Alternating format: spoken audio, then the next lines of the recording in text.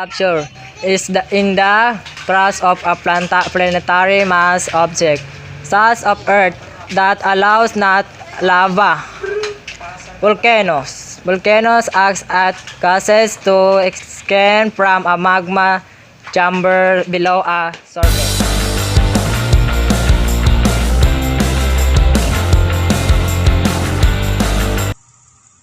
Volcanoes are often covered with ash and debris. Because of this, stratovolcanoes are known for causing deadly mudslide, sometimes called lahars. This can be the results of volcanoes activities, earthquake, or even rainfall. So even there's no fire or ash raining from the sky, there's still an element of danger.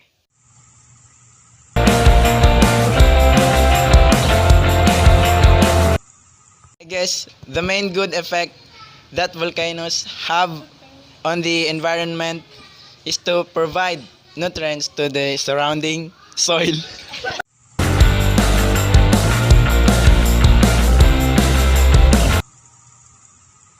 The fine dust is harmful to the lungs and unsafe to breathe.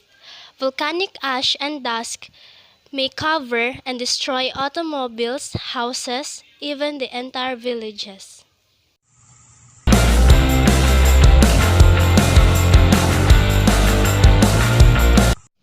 Volcanoes are formed with magma from within the earth.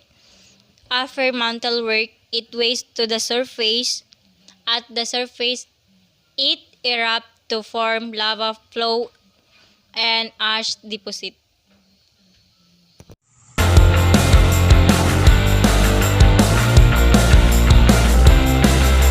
Cover your mouth and nose. Wear goggles and protect your eyes. Keep your skin covered.